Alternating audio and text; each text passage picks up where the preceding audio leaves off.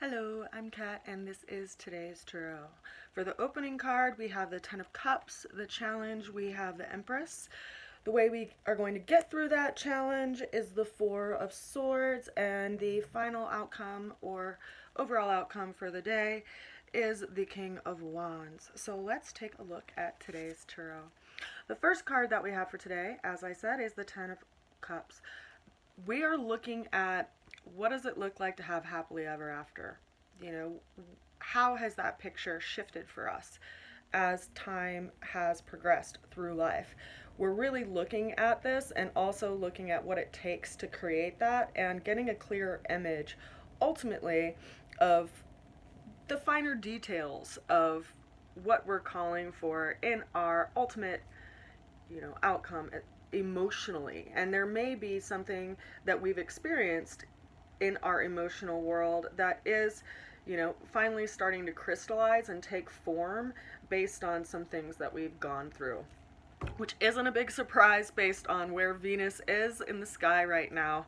And of course, Venus made her presence known today. She is the challenge card in our layout for the day. The Empress card rules Venus, which is our relationships, our sense of nurturing, not only ourselves, but the people that we care about, our ability to really connect with the world and grow something in our lives.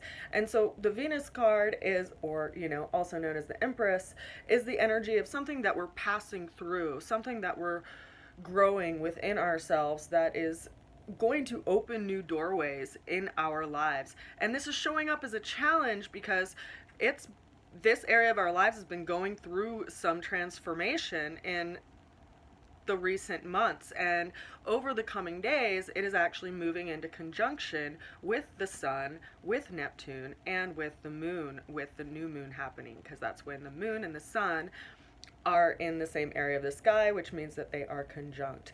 They're going to be also in the same area of the sky as Venus and Neptune, which means that we are going to have some things brought to light in our relationship realm, and we may actually get some opening or new information in this area as well because of that combined energy of those four planetary bodies being together. Three planetary bodies, one satellite.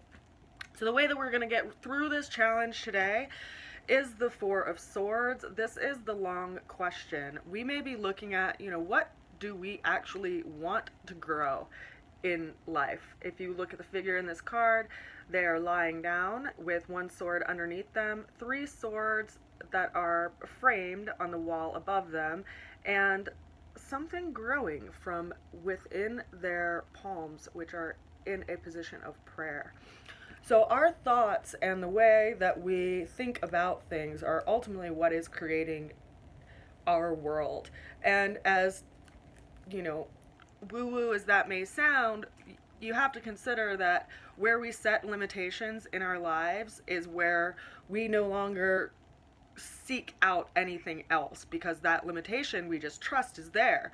But in all reality, limitations are just a figment of our imagination, and there's a lot more possible in the world if we can just allow space for that and speak to it in a place of discovery. And so I invite you to consider how you frame your thoughts, quite literally, what you consider solid and what is still growing and what is still manifesting, because ultimately we are in a growing phase. We're actually right now in kind of a, because we're in the time of Pisces, we're actually in a dissolving phase, but that dissolving creates space for growth to come in the coming months. Now, the overall energy for today is the King of Wands, and this is an energy that is bringing in either a person in our lives that is going to be really heart-centered and is going to show up in a space of anchoring and leadership. This card it governs the Leo kind of energy, so it's ruled by the sun, it governs the heart. And so it could mean that someone is going to show up today who's going to be bringing this kind of energetic into our life. And it's also asking us ourselves, how do we want to show up in life? How do we want to be an authority in our life? Are we authority in our life by sense of rulership, or are we authority by sense of leadership? And what that means is leading by example rather than, an authoritarian nature. And we need to do this with ourselves, not only with the people that we interact with. So let your heart lead the way. Listen to your heart. Listen to where it is giving you a sensation of opening up or possibly closing down, because that is your body's way of telling you information about your environment and the people that you are surrounding yourself with. So, with that, I send you a good wish for today and so much love. If you are interested in a reading with me, please reach out to me at rootsofalchemy@gmail.com and we will set some time up. I'll see you again tomorrow.